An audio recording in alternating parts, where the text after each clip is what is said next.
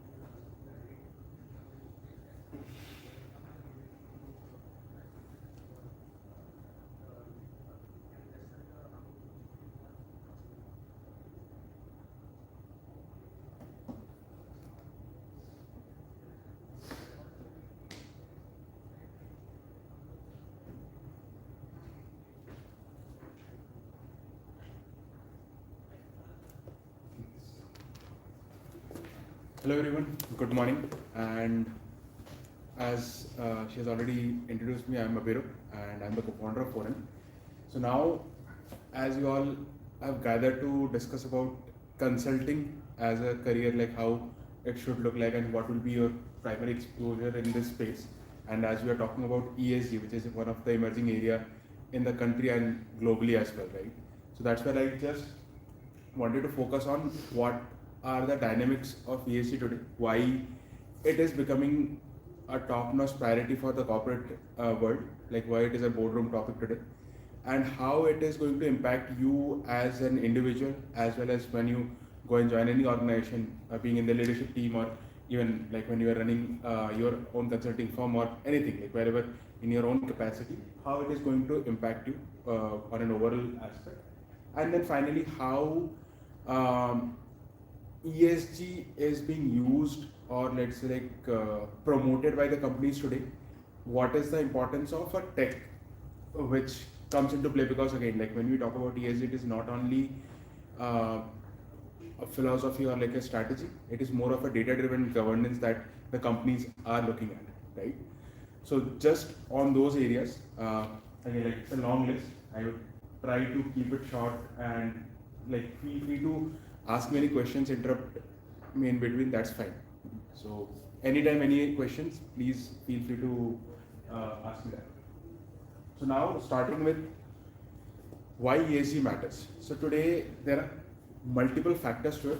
Now from a corporate angle, like why a company would be looking at ESG, there are four major factors. One of them being the most prominent one, which is climate.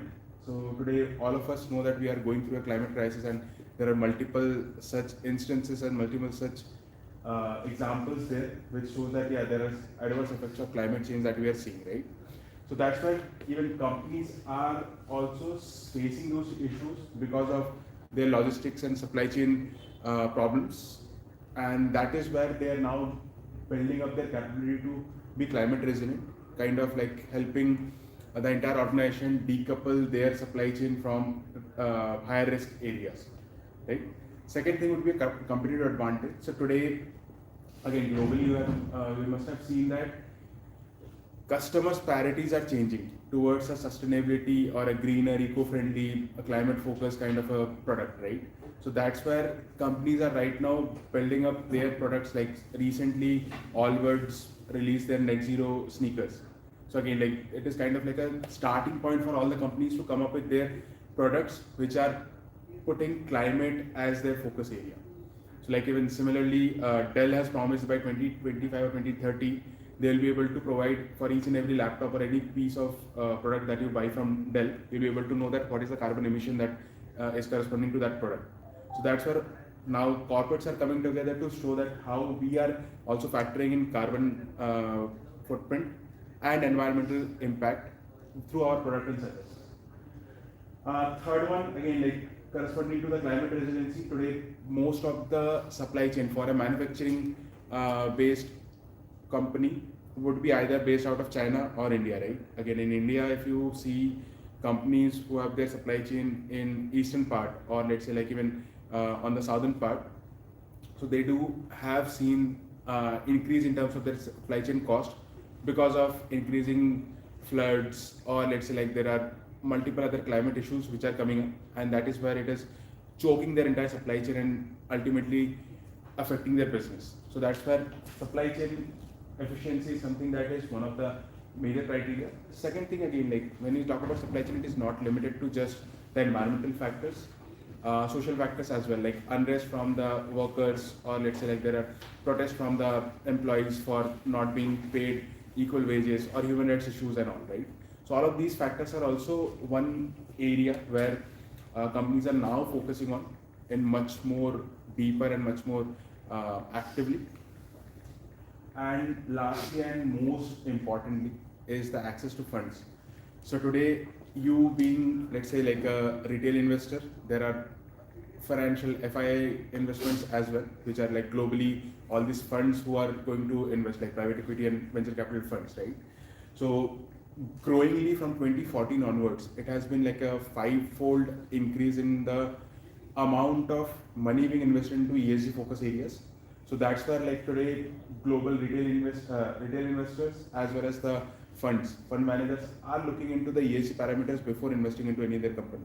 So being it a listed company or even a startup today, all of them are going through kind of like an ESG overhaul to show that we are ESG compliant, or we are doing so many things to reduce our impact on this environmental and social parameters. So that being said, now as I told you like how it is and why it is rising up the corporate agenda. Today again, like there are multiple stakeholders to this. I already discussed about the investors, why they are demanding this, because this becomes like a lesser risk for their investment because already the companies are compliant with this.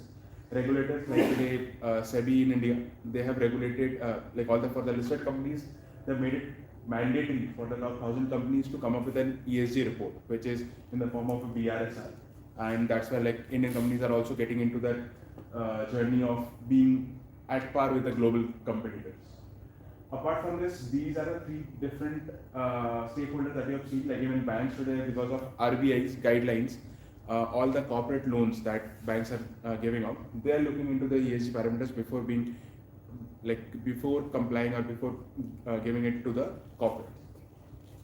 And recently, like during COVID lockdown, and that is when this consumer and employee side of ESG agenda is got much more attention, because consumers are now ready to pay a premium for these kind of products, even though it is not that much prominent in India, but globally, like in the western part of the world, there are substantial like products as well as proofs that people are paying extra for the sustainable products. Now again, employees, again Gen Z, like all of you would be definitely looking into these working parameters, because today again like hybrid work culture, then kind of like having better say in the team, it's not kind of like a hierarchical driven company, right? So all of these factors are much more important for the Gen Z rather than the earlier generation, I would say. And today again in the global employment world, you can see such prominent things, diversity, inclusion, then kind of like flexible work hours, and all of these are perks which are like bare minimum requirement for any other job, right? So yeah, now talking to the coming to the main topic, what is ESG? I have been talking about this for quite some time. Again, like it is something that is being used interchangeably with sustainability. So earlier we used to know that sustainability, like being a sustainable company, is something that is basically saying we are doing something good for the society or the country, right, or the planet. So again, ESG is nothing but a subset of sustainability, I would say, where ESG looks into the risk factors for any company. So it can be two ways, inside out and outside in. So a company can look into how their business is going to get impacted because of climate change impacts, like I told you about floods and hurricanes and everything, which is choking up their supply chain. So that's how their businesses get impacted, right? Similarly, if there are supply chain issues like unrest in the entire employees and workers, then how it is going to impact their business. But at the same time, from the outside perspective, let's say if a company who is into oil and gas, or let's say a mining company, right? So for them, how they are putting an impact on the environment, because like again, we know that fossil fuels are the primary concern for climate change. So if a company is completely dependent on they're only doing this, oil and gas companies, how they can diversify and get into a renewable source of energy to streamline their revenues for the longer term, right? So this is where the primary focus is coming to from investors, regulators, and everyone, and that's where this risk mitigation framework, like ESG, is nothing but a risk mitigation framework, which is what is becoming more and more important for anyone. So today, like all of us are engineers, right? When I'm an engineer, and like my background is I was a climate villain converted into a sustainable journey provider. So I am a petroleum engineer. I worked in the oil and gas industry for 3.5 years, and then that is when I realized that it's better to move out of that space. So when I did my MBA from Ahmedabad, that is when this focus was one of the key areas when which we learned, like how a business can look into the ROI factor by reducing down their risk, and again like how a company can increase their valuations by taking into ESG factors. So though that is where the business or like the consulting part of the entire spectrum comes into picture. Again, like sustainability can be multiple dimensional, but when you look at it from a risk angle, that is when more and more companies and like the leadership team will be much more focused on this area. So when you talk about ESG, what are the elements? Now, as I mentioned, like the most important one is scope emission, GHG emissions, or let's say carbon emissions for any company. Apart from this, waste management or circularity. So again, it is not common for all the industries. Like you would have already heard about multiple companies in the apparel and fashion industry are now focusing on how they can reuse and recycle their products, right? Because waste is a common problem for all the apparel focused industries. Similarly, same thing goes for any company who is working into even like EVs and solar panels. So today solar panels, even though they are a better option and environmental friendly option of energy, but again like those solar panels are also waste that like after 5 years of operation it goes to the landfill, which is again like piling up our waste at that place.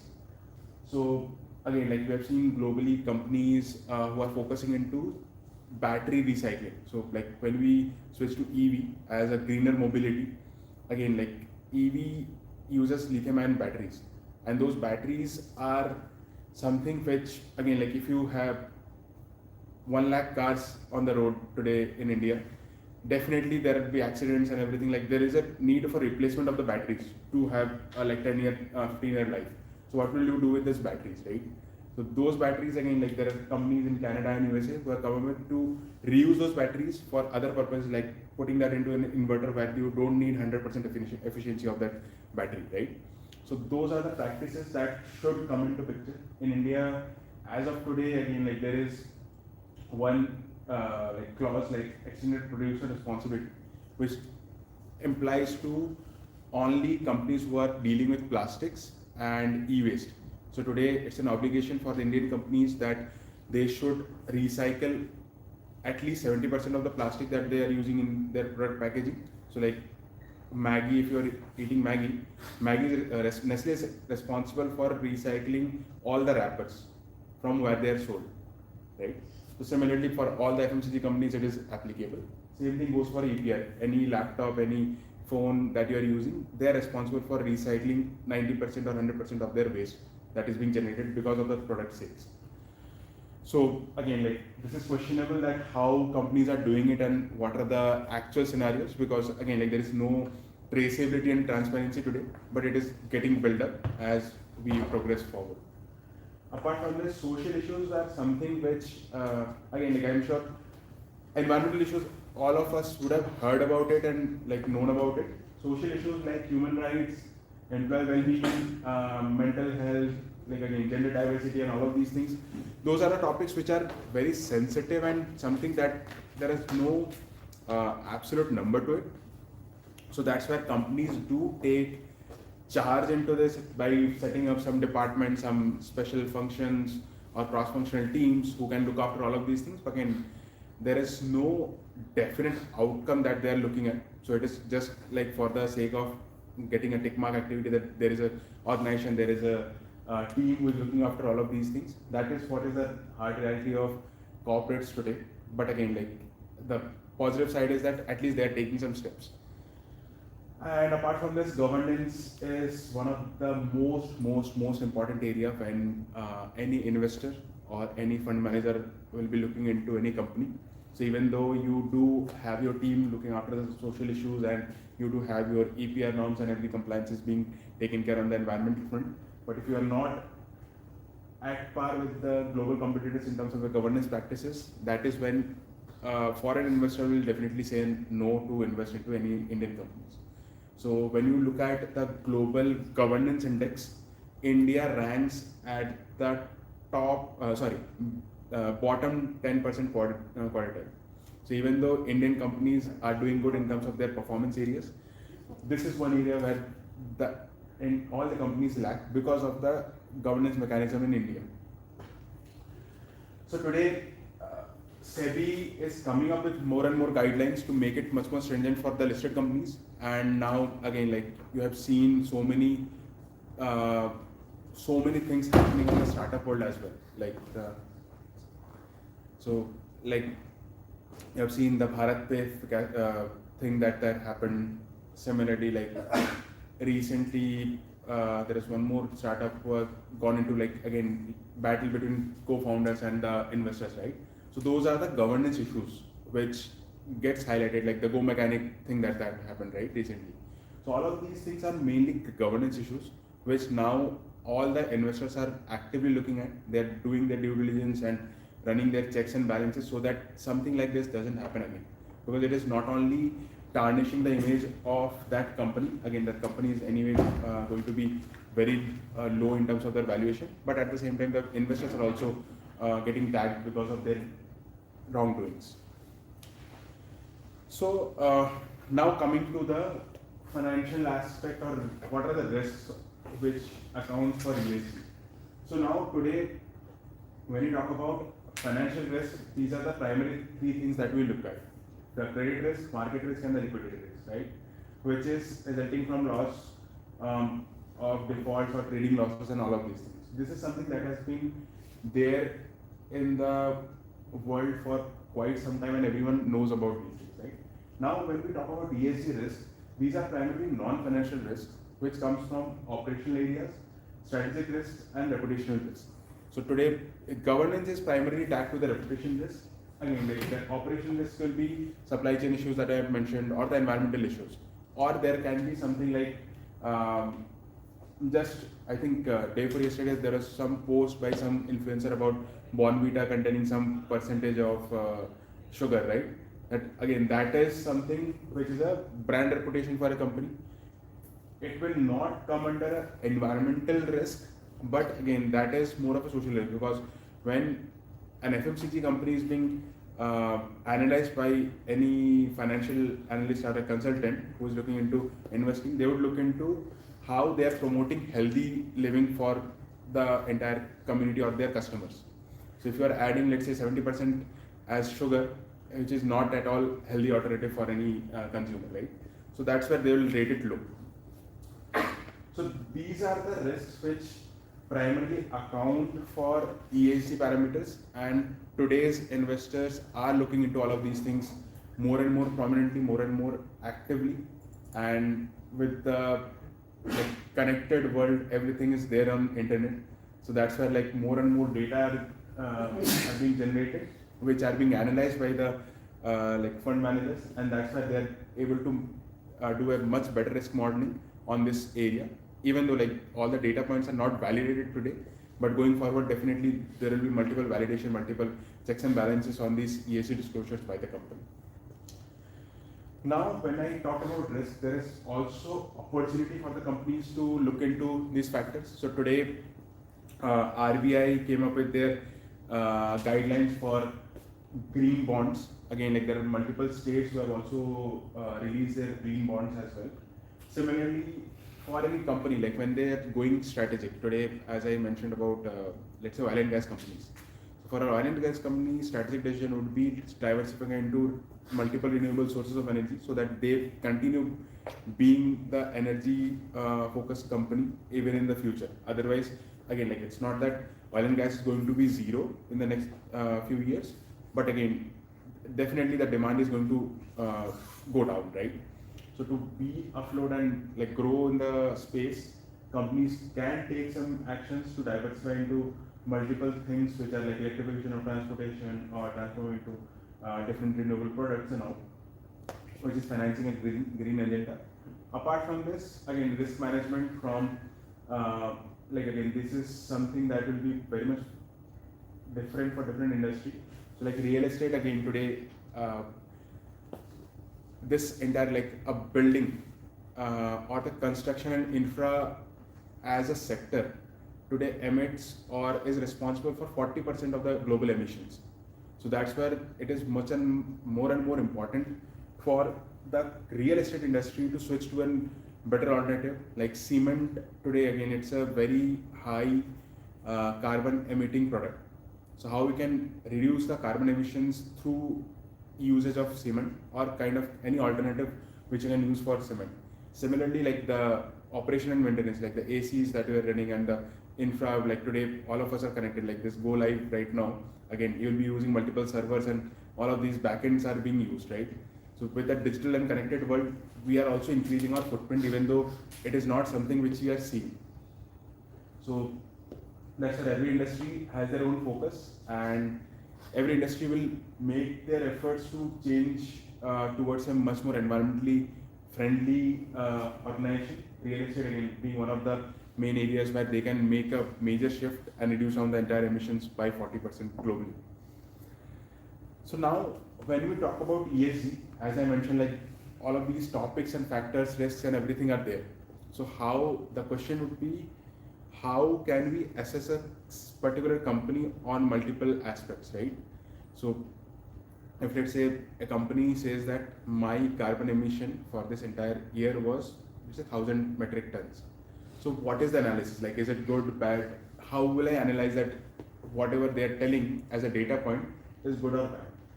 So for that reason, there are multiple such frameworks which exist today. I'm sure like few of you will be aware of these frameworks, but GRI is something which stands for Global Reporting Initiative.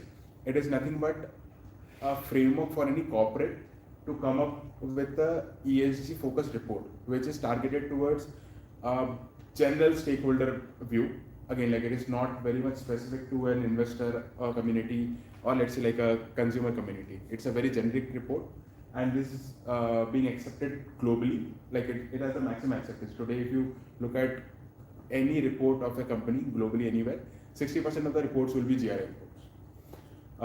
Apart from this, BRSR, again I mentioned about SEBI's focus. So SEBI came up with a trimmed down version of GRI. Again, it's an amalgamation of multiple frameworks coming together, and it is also flavored to Indian palate because like in India there are multiple topics which are important and there are few topics which are not so important today as we are a developing economy.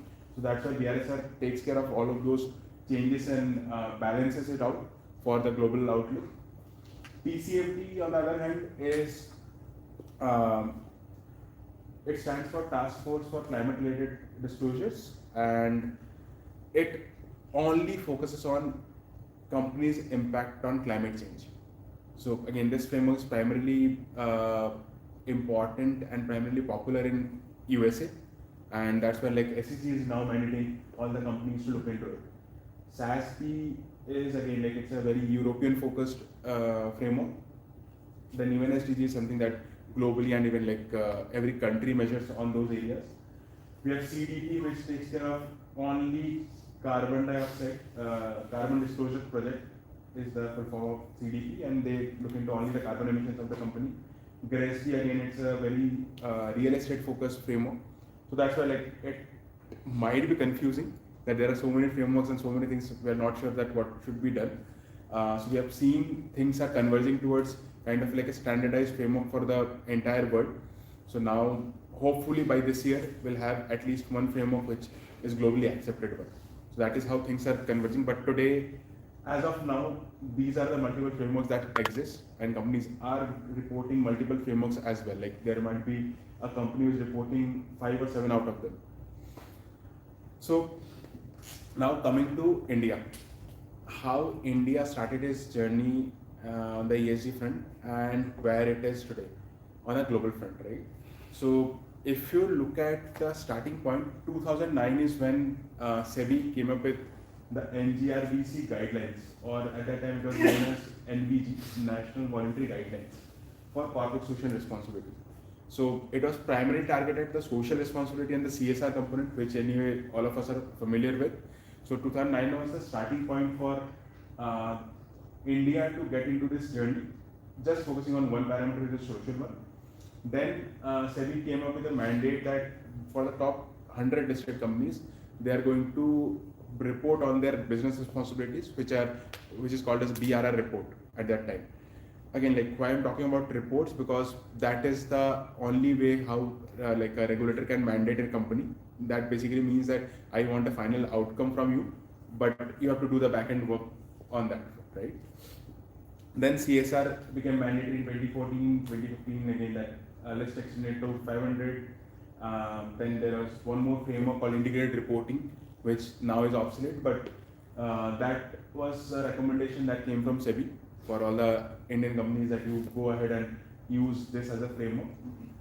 Then in 2019 is when they amended the NVGs to NGRBCs. So this is when they factored in the environmental parameters and governance parameters as well, which was kind of like the starting journey, and the BRSR is kind of like an outcome of NGRBC.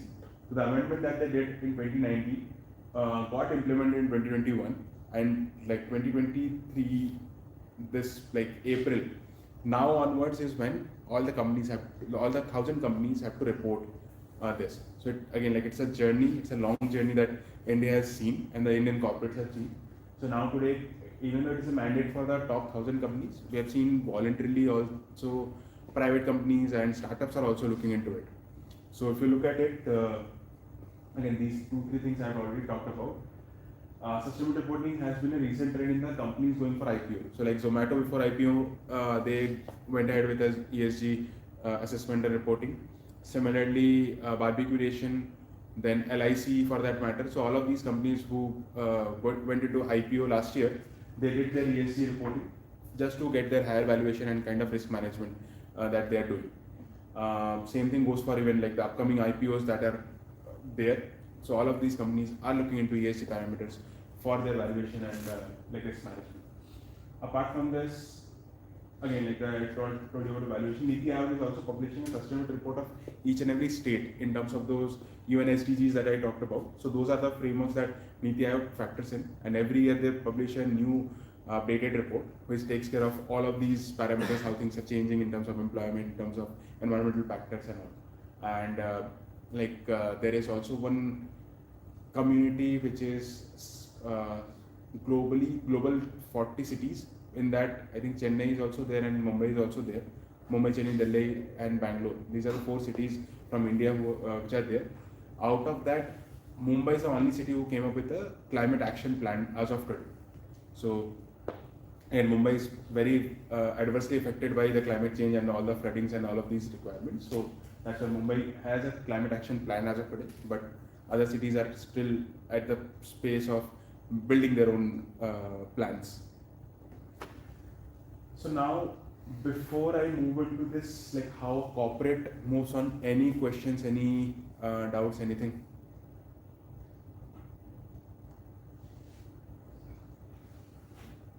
Okay, I'll assume I this. have just one doubt. Yes. So just like ESG for the India, and what about the other countries? So is that standard the same, or the different countries have a different standards? So I talked about like GRI. GRI is something that is globally accepted. It's like for every country you can use this. It's not a country specific framework. So now if you analyze the like ESG mandates, or let's say ESG focus areas in different countries, so everyone is using some or the other degrees. Like they'll use GRI as a base framework, and they'll add up something or delete something based on their requirements. So today in Southeast Asian countries, if you look at it, primarily Indonesia, Malaysia, Hong Kong, everyone is using GRI. USA is using GRI. European countries are using GRI. So primarily GRI becomes like the base reporting framework for anyone, and then they will add up something or the other based on the like voluntary requirements. So like TCFD is something that will be added on to US companies. SASB will be added up for European companies, and similarly like there will be some factors of TCFD added on for Indonesian companies and something like that. So there is no standard rule. Like one thing that will be common is the GRI one. Apart from this, all these other frameworks are something that regulators are adding on, or like companies are doing it voluntarily. Because so if let's say an Indian company, they have a fund from Norway, or let's say any European country who is investing into this Indian entity, right? So they will be asking them for a ESG disclosure, which is as per them, which will include a TCFD. So Indian company will have to report on BRSR plus TCFD because their investors are asking. Same thing if the company has another investor who is coming from USA, they'll have to also include SASB. Sorry, I interchangeably use that. So then this company have to report 3 different reports because they have to fulfill the requirement of their US counterpart, US investors, European investors, as well as Indian regulators. Because every country is they're geographically different, their culture is different. Even so, there is any advantage for different countries? Because if we can compare the resources, Indian resources and other countries, of course we will find like we don't have much alternative what they have. So is there any advantage that we get in India?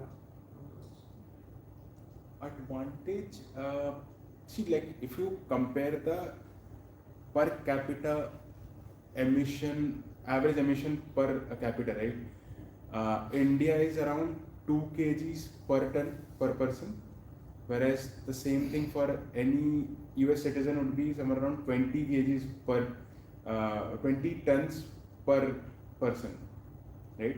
So again, it's a very high number.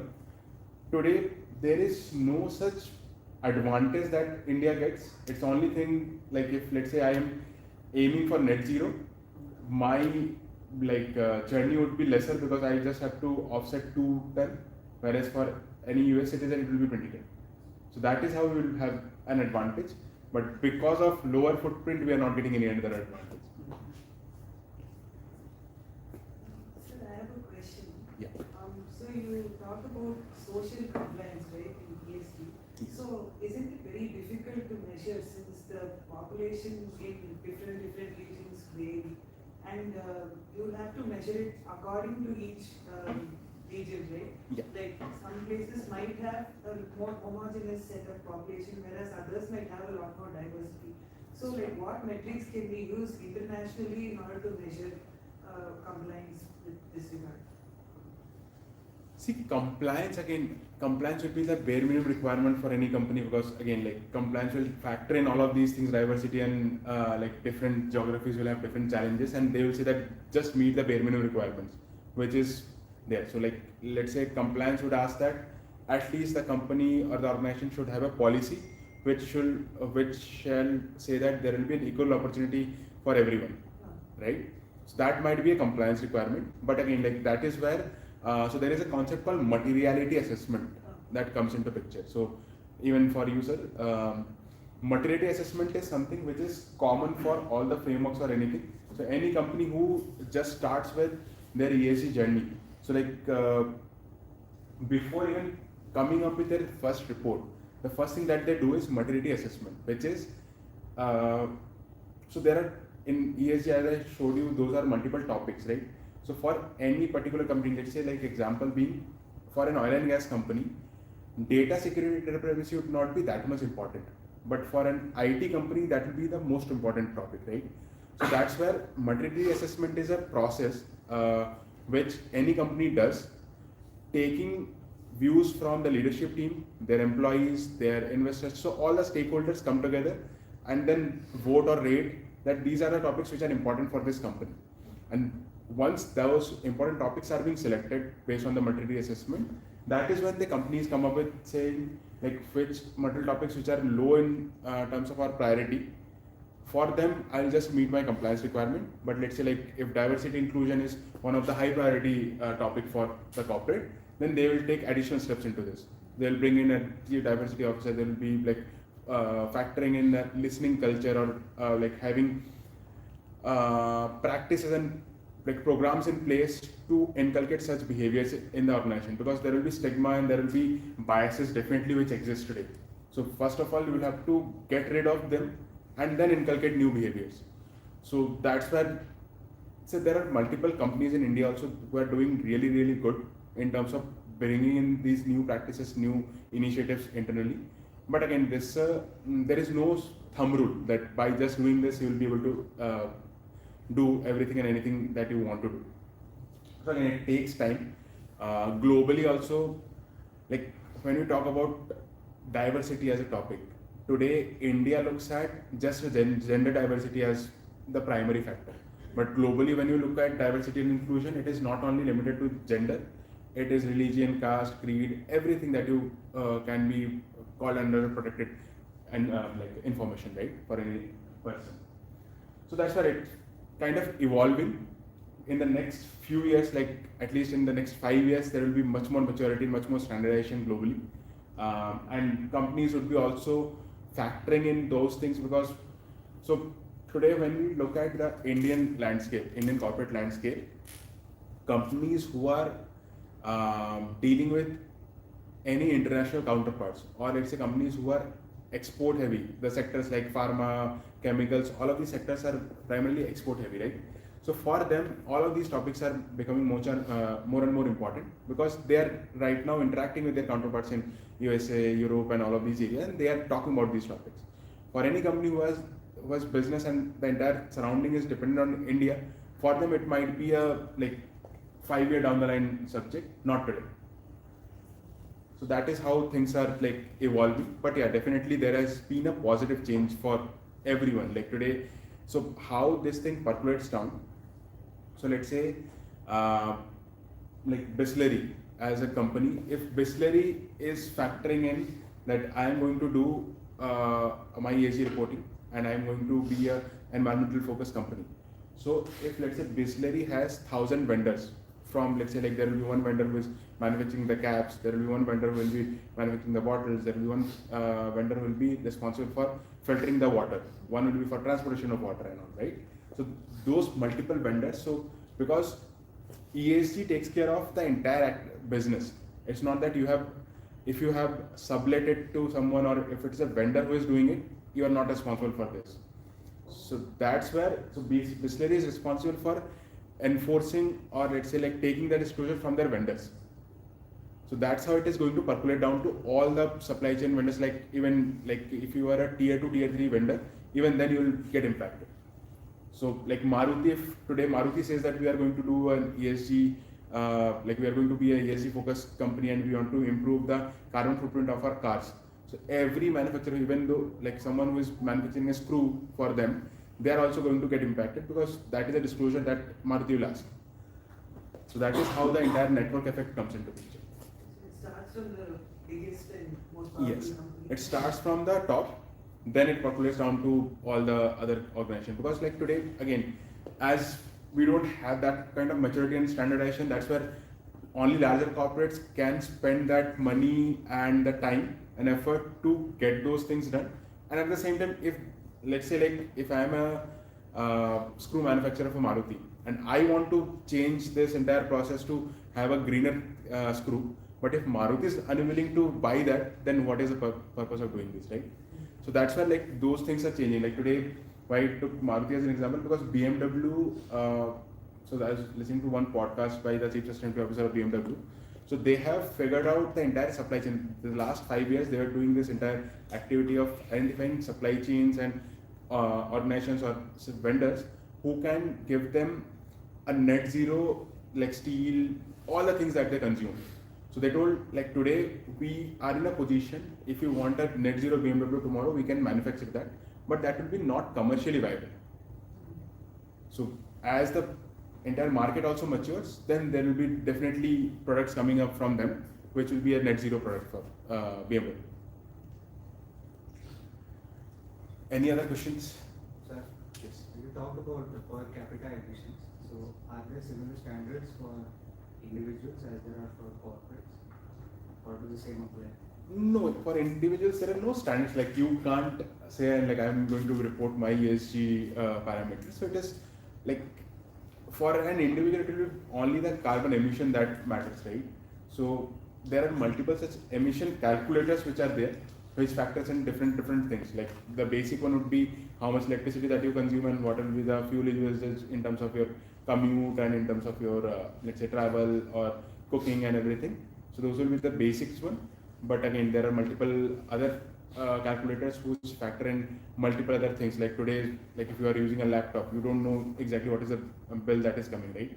So what will be a laptop consumption? What will be like per hour of Netflix consumption, accounting to your carbon footprint and all. So those are multiple calculators that you can use to basically get much more accurate data on your carbon footprint. But yeah, like there is no such standard for personal consumption concerning ESG data. Any other questions? Yeah, how far along are we in terms of quantifying ESG? Like, do we have an ESG score for a company that's like this company is 87 out of 100 or something like that? So there are like scoring mechanisms already there. So there are two school of thoughts on those scoring mechanisms. One is, as I mentioned, how much is your business going to get impacted because of this environmental and social parameters?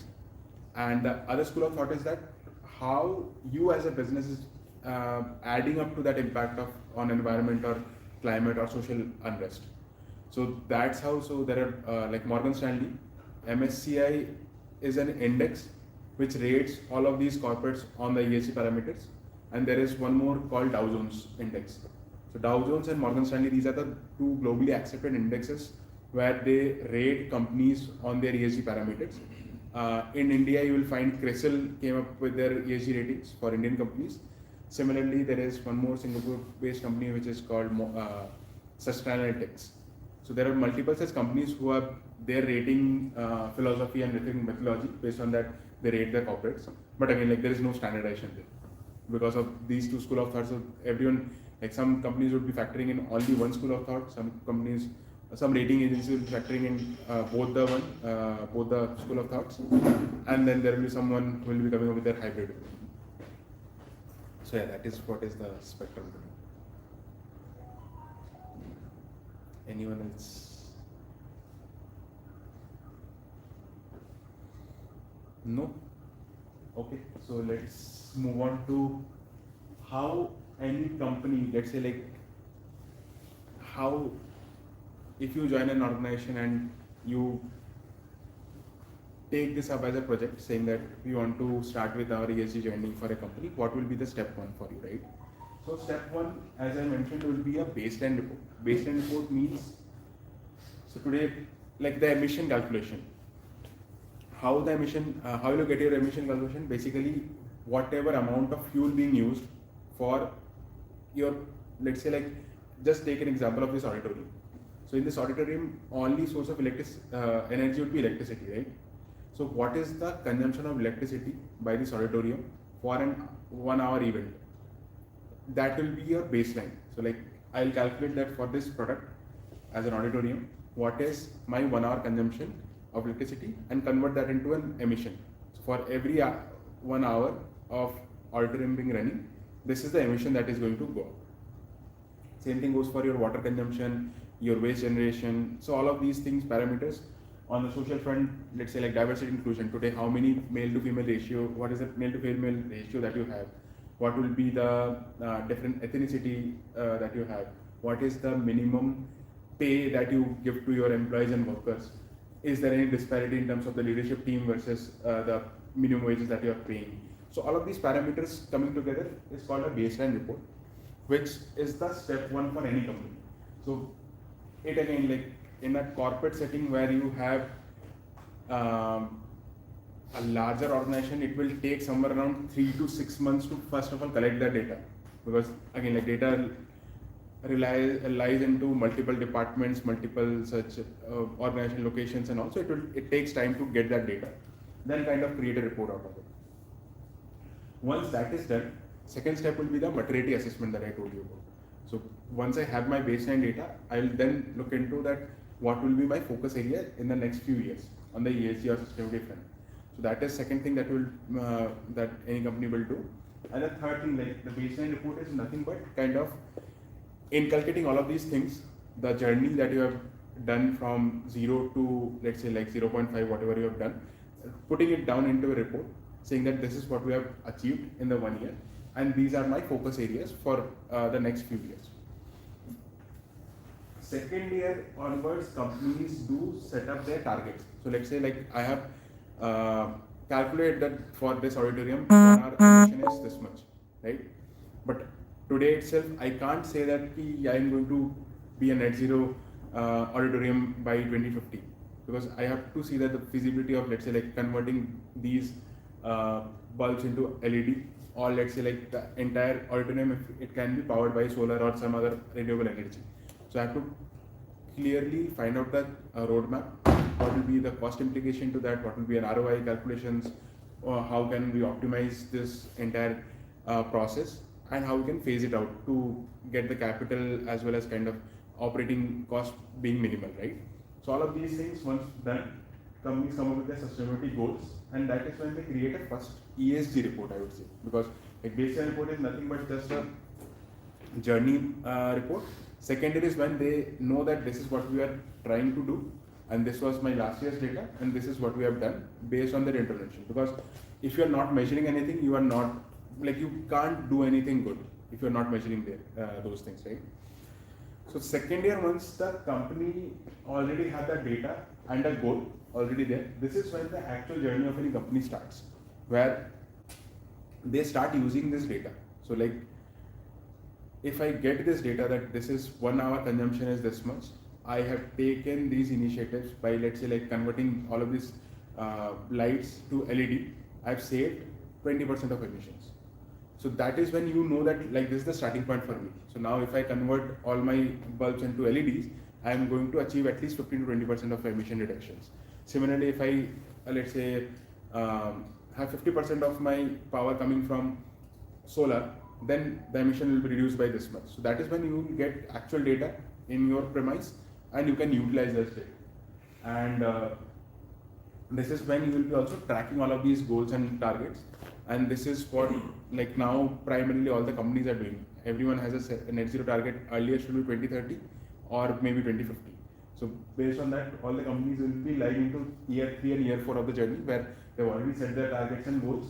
And now it will be more and more how, what are the initiatives that you can plan and recommend them as a consultant, so that they can like inculcate those changes, bring on those initiatives, and set their like meet their targets and goals. Year 4, like by third year is when all the practices or the initiatives of any company will get mature. That is when they will be looking into adding up their value chain partners or the supply chain partners also into this program. So like I mentioned about Maruti and their supply chain partner of the screw that they're manufacturing, it will be only in the year 3 or year 4, because by that time they'll also be mature, all the policies will be there, they'll be able to give a direction to the vendor that this is what we are doing, you also can do it, these are the programs that we are running, you like they will train their vendors and all. And then 5th year onwards is when the actual lookout of ESG data is going to be used, which is from a risk management point of view. So like the supply chain sustainability, or when you look at ESG risks, how I can mitigate those risks by using that data. So this is how like a it's a kind of 5-year journey minimum for a company to actually see the value of this entire exercise. Because year 1, year 2 will be just bare minimum. Year 3, year 4 would be like again full of chaos because of multiple party, multiple integrations, multiple initiatives running on. There is no definite outcome. But year 5 onwards, when they start getting the data and the historical data also merges with that, they will see a positive change there, and that is when they will be able to use this for risk mitigation purposes.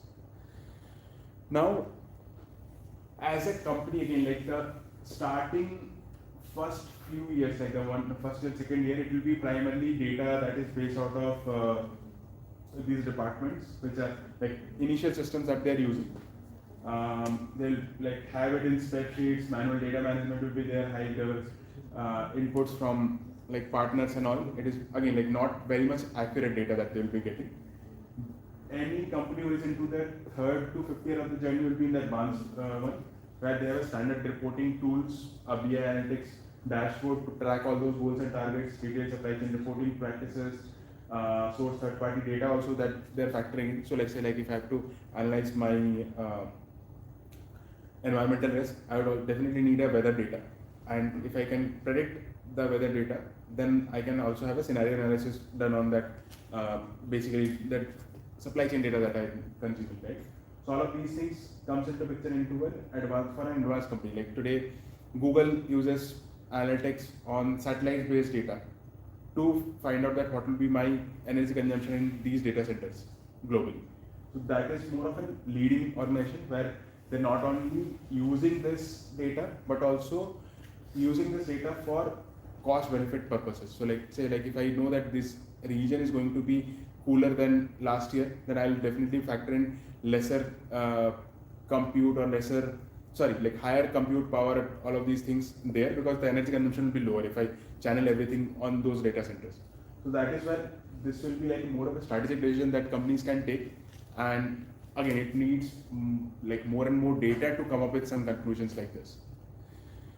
So now just a replication of how the data is being managed today, and this is how the entire ecosystem looks like. Like today it will be either the company secretary or let's say like the sustainability head or any consultant who will be responsible for helping any company with the ESG data management. So you'll have to reach out to the HR manager, the operation manager, admin manager, who will have multiple different data sets for HO, all locations, fleet, suppliers and all.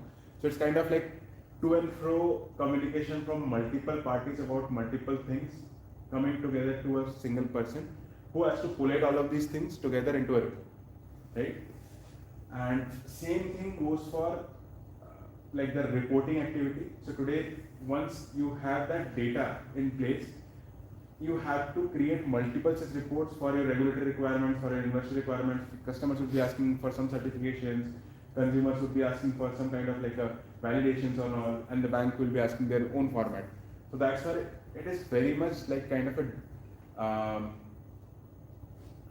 like scattered and very fragmented today in terms of the ESG data requirements and their like usability. So that's where the main part of a product or a tech comes into picture. That today, because all of these data points can be automated. Like when we talk about emissions, how much fuel or how much electricity they will consume. Today, a typical process of a company would be a manual, like a person will go, he will manually feed the data that they have got in the electricity bill, that this is my consumption for this month, which can be automated through a sensor directly. Like I can get a real-time data that how much energy I am consuming on a day-to-day basis. So this primarily does two things. One is eliminating any manual error. Second thing is that you are getting a real-time feedback. So today and tomorrow, if you want to know that why there has been a change in terms of the energy consumption for this particular area, I know that these are the factors which are actually adding up to these things. So that's why today all the climate risk, scope 3 emissions again, like it's just basically this emission that is coming from the supply chain. So emission is divided into scope 1, scope 2 and scope 3. Scope 3 is the most hardest one. Like again, capital reduction, ESG reporting, benchmarking with your peers.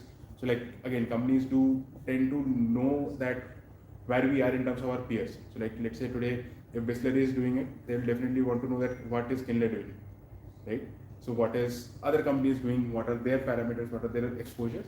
So benchmarking is also one thing that companies look at, and all of these things are only possible if you bring in the tech factor to it, because it's a play of data. It's nothing else, and that's where today companies globally are looking into all of these things. As I mentioned, like Google or Microsoft or all the larger corporates, they have already better practices and better data management into this. But for Indian companies, it is still like a starting point for everyone. They're just in the initial first or second year where they're collecting and just collecting the data in a manual process. But definitely going forward, they'll be adding up a layer of technology to this. So yeah, with that, I would like to end the session and like again open to any questions, any further doubts or anything that you need from me. I'll be happy to answer.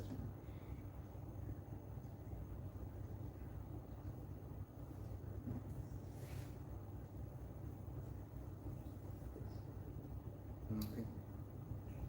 So, do you think it is mandatory for all companies to comply with ESG in the future, or just success, or else do you think that can be optional? See, right now, if you look at the global viewpoint, US has mandated it, Europe has mandated it, India has mandated for the top 1,000 companies. Then there are other geographies also where it has been a mandate for the companies. So it like again, regulators can only mandate it for the listed companies, right? You'll ask that what about the private companies? So for private companies,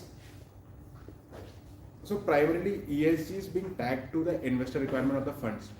So if let's say if you want money, you will have to publish a report. That is how the things are going right now.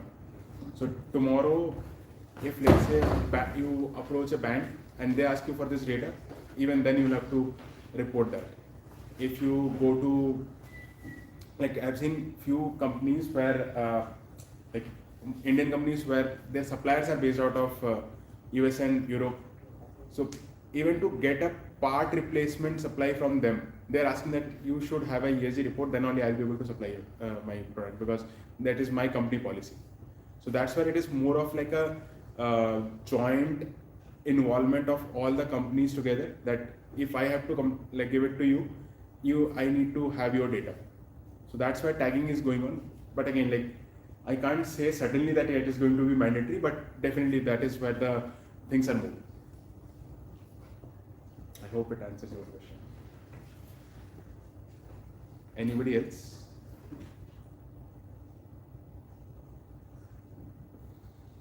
Well, if you have any other questions, you can write it down to my email. Yeah. There's one thing that was a little actually exciting as well as confusing to me, the net zero BMW car.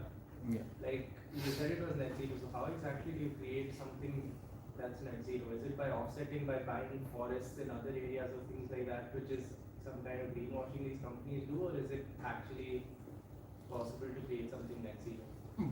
Both. Again, like so first thing would be like the ideal condition would be not generating any emission in the entire process. I'll take an example, like let's say the maximum input that a BMW car would be taking will be steel, right?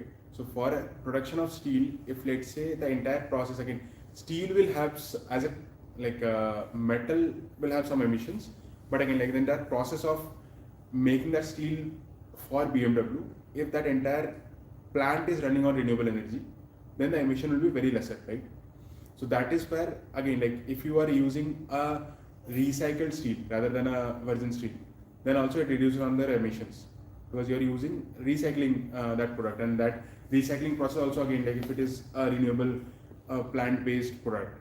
So that's where like today BMW, what they have done, it's a combination of both. Whatever reduction that they can do to the supply chain, they have done it, and whatever is not possible today, for that they are going for an offset. So based on those two things combined together, they're calling it as a net zero. But again, like it is impossible for any product to not use energy, right? There will be some process emissions definitely, and process related energy related emissions definitely. Only thing would be like how you can reduce it down to an extent which then you can offset. But today, like that global emission that we have, we can't even offset that by planting trees or any other interventions. So that is why like we have to first reduce it down to a limit where at least even theoretically it is possible to offset it. So what are some of the challenges that you see in scaling up, like net zero sort of emission processes? Yeah. I mean, like you said, currently BMW has developed a process for net zero. Now, suppose they want to make it commercially viable. What are some of the challenges that you see they might face in doing so? See, there are three things to that. First and the most important is the awareness. Today, there are hardly like 10% of the entire population who understand about ESG and what is scope 1, scope 2, scope 3 emissions, how it is being calculated, and why we are doing it actually. So, the major problem is the awareness today. If you have that awareness in their entire supply chain, then definitely there are multiple initiatives that companies can do to reduce down their emissions from what they are today. Like it will not be zero, definitely, but at least from 100 it will come down to 70 or 80. Right? So first thing is awareness. Second thing is that there is no easy way to do it. So like today you can get your groceries delivered in 10 minutes, but if you have to recycle your thing, you have to identify multiple vendors and you have to do the entire activity, right? So there is no low friction way to do such things. Like today Zomato, even though they say that we are a climate focused company and we are going to, like, there's an irony in Bombay, they have banned plastic bags, right? So now every food is being delivered in a paper bag. But in the paper bag, I've ordered a dosa. In the dosa, they'll wrap that dosa into a plastic wrap first, then an aluminum foil. For 3 different chutney, there will be 3 different plastic containers. For sambar, there will be 1 more container, and then there will be some other like things which will be again in a plastic sheet. You are putting everything together into a like paper bag, saying that I am an environmental focused company, right? So that is how it should not be. Like if you are switching to an environmentally friendly product, then switch everything, not only one like single packaging. So that's why the second thing is that no easy way to do it. Now things are like the circular practices, there will be like this entire supply chain for these kind of activities that has to grow. And the third thing is that I'd say the focus and capital infusion into these practices.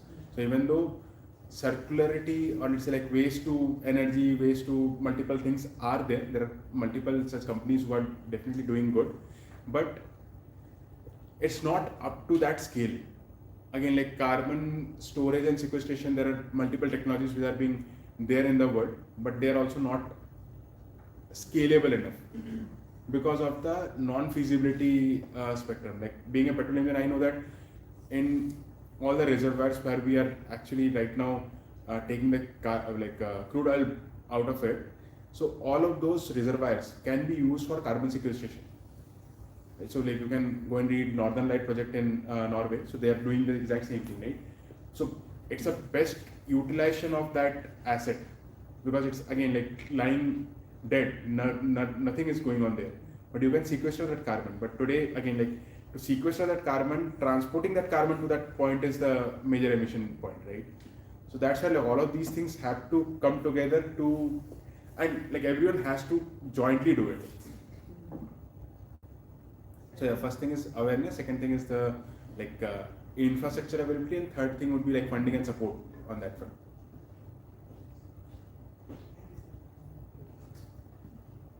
Anything else, anyone?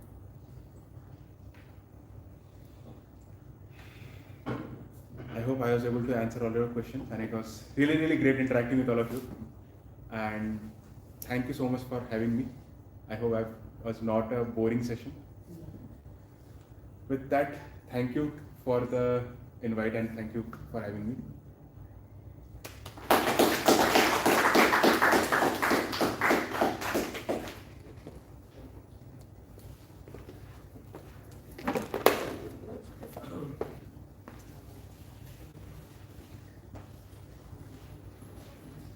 Thank you so much, sir.